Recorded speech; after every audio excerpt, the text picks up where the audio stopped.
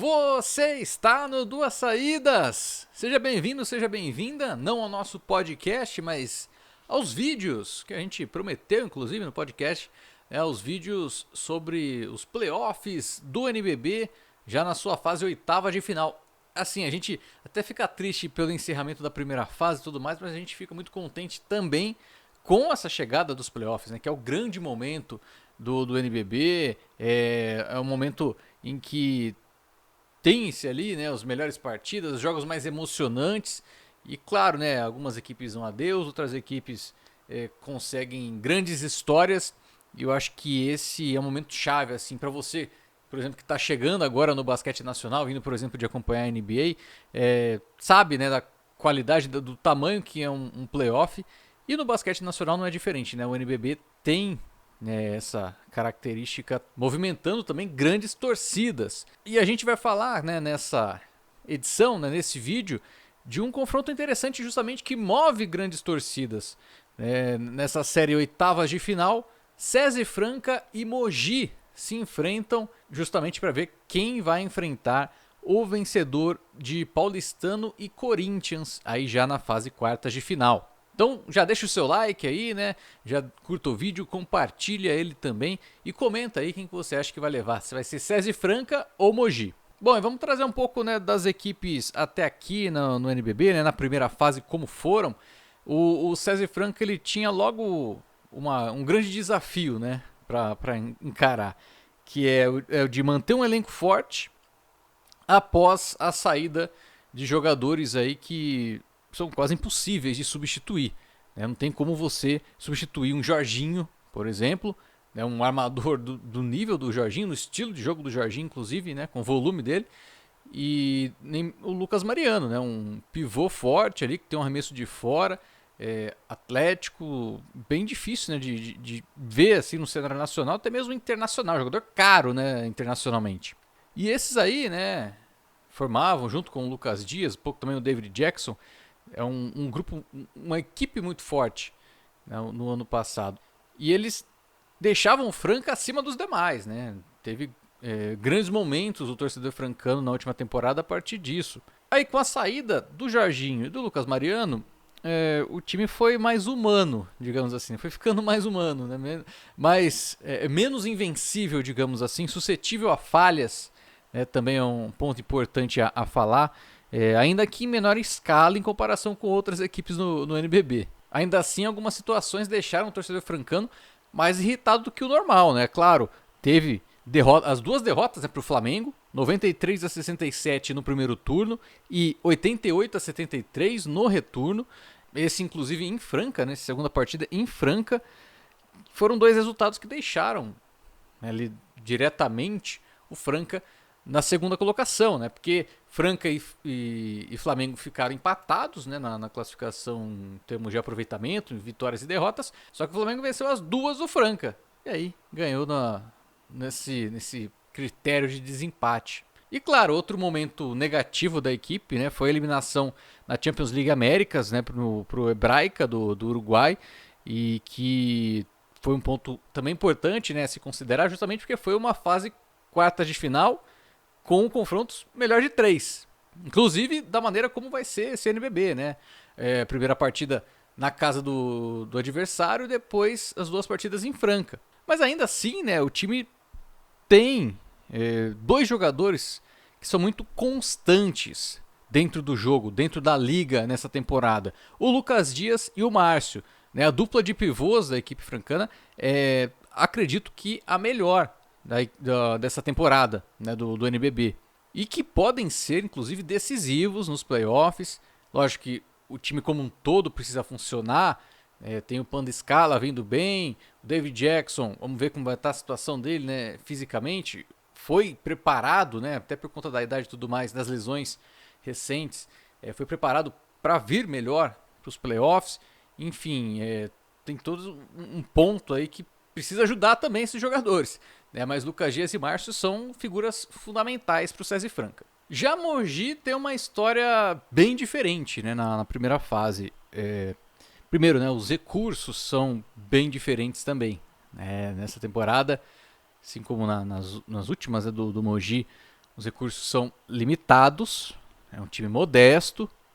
Bom é que a equipe está disputando, né? Chegou a ficar fora temporada atrás aí, mas é um time ainda muito modesto. E o primeiro turno foi exemplo disso, né? De como o time ainda estava se ajustando, buscando uma melhor maneira para jogar. Venceu apenas 3 jogos, perdeu 15. É um cenário que não era nada agradável. E ainda somado a isso, né, o time perdeu o principal pivô até então da equipe, que era o Chris Ware. E com isso, tudo indicava para um final melancólico de temporada aí pro Mogi, né, fora dos playoffs. Mas o cenário mudou. Até então, né, a equipe, apesar das derrotas e tudo mais, o grande nome era o Lucas Lacerda, que estava sendo um dos melhores jogadores do NBB, figurou inclusive na nossa lista, né, da corrida pelo MVP no nosso top 10. Mas aí, mais recentemente, né, ele ganhou um pouco mais a companhia do Chamel, né, um grande veterano da equipe, e também do Guilherme Lessa, né, e formou assim um trio de muita qualidade. Junto com eles, também vem tendo uma ótima final de primeira fase, principalmente, o jovem Daniel Moreira, né, pivô, aproveitando o espaço e correspondendo. E aí Mogi começou a ter mais vitórias, com melhores desempenhos também, né? Até que veio uma ótima sequência de jogos que a equipe conseguiu se colocar na briga pelos playoffs. Porque o Mogi ganhou jogos diretos contra Cerrado, contra Caxias, também transformou o Hugo Ramos num lugar especial para jogar, garantindo ali 5 vitórias nos últimos 5 jogos, né, em Mogi das Cruzes. E diante de times, inclusive, mais acima na classificação, ganhou do São Paulo lá, ganhou do Paulistano lá, e isso foi fundamental para a gente chegar aqui agora, né, nos playoffs e ver o Mogi mais uma vez na pós-temporada. Agora, o confronto entre Franca e Mogi muda, a história é diferente, né? Outra coisa. Nos 2 jogos das equipes na primeira fase, o Franca venceu as 2 vezes, né? Controlando os 2 jogos, inclusive, embora não tenham sido vitórias fáceis. Foi 75-64 em Mogi, 73-69 em Franca. E assim, o Mogi, para enfrentar os francanos, vai precisar contar com o melhor do seu trio principal, né, o Lacerda, Chamel e Guilherme Lessa, mas muito mais do que isso também, né? O time vai precisar ter uma boa presença dos seus pivôs, né? O Moreira, como eu já mencionei, tem o Lupa, o Pastor, o Lucas Josuel, porque eles vão ter que fazer as melhores atuações deles na temporada. Pode até ser insuficiente, inclusive, para encarar Lucas Dias e Márcio. Tem o Wesley também na equipe francana, Edu Marília. E claro, precisa contar com o fator casa, né? Jogar lá no Hugo Ramos no primeiro jogo. Acho que esse é um ponto importante também, que pode a equipe, por exemplo, o time que tem a pior campanha começa jogando em casa, né? Então ele tem a possibilidade de sair na frente e jogar a pressão toda pro outro adversário que vem na melhor campanha, claro, mas já vem pressionado com uma vitória, com uma derrota no caso, né? E aí tem outro ponto, que é o fato do Franca tá meio que no fio da navalha agora, né? O time já não conseguiu o título do Campeonato Paulista, não conseguiu o Super 8, não conseguiu o Champions League, né? Não chegou nem no Final Four. O NBB, a manutenção do caso, né? A manutenção do título do NBB é uma necessidade, inclusive, para o Elinho, né, para todo o elenco do Franca. E isso pode, inclusive, pôr uma pressão extra na equipe, né? E pode atrapalhar, de certa maneira, né? Pode até motivar em alguns pontos, mas eu vejo que essa pressão extra nunca é boa, né?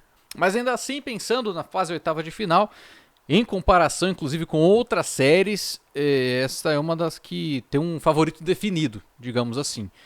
O Franca tem tudo para vencer Mogi, vai depender muito ali o Mogi vai ter que jogar o que ainda não jogou na temporada, para ganhar do Franca, ganhar 2 jogos do Franca, né? Acho que é um ponto chave, né, nessa questão. Não adianta só ganhar uma partida, tem que fazer algo parecido com o que o Hebraica fez, né? Então é um cenário complicado para Mogi aí encarar o Franca. Mas em todo caso, né, acho que fica aí essa chamada para você conferir esse confronto.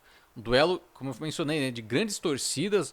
Tenho certeza que o Hugo Ramos vai estar lotado, até porque a entrada é gratuita, né, no jogo lá em Mogi das Cruzes. E claro, né, o Pedrocão também sempre está lotado, sempre tem um torcedor francano presente. E eu agradeço também a sua presença aqui no vídeo do nosso canal Duas Saídas. Vem muito mais por aí, né? As outras séries também você pode conferir aqui no nosso canal. Tem quarta de final e sempre, claro, tem o nosso podcast Duas Saídas, beleza? Forte abraço e até a próxima. Falou!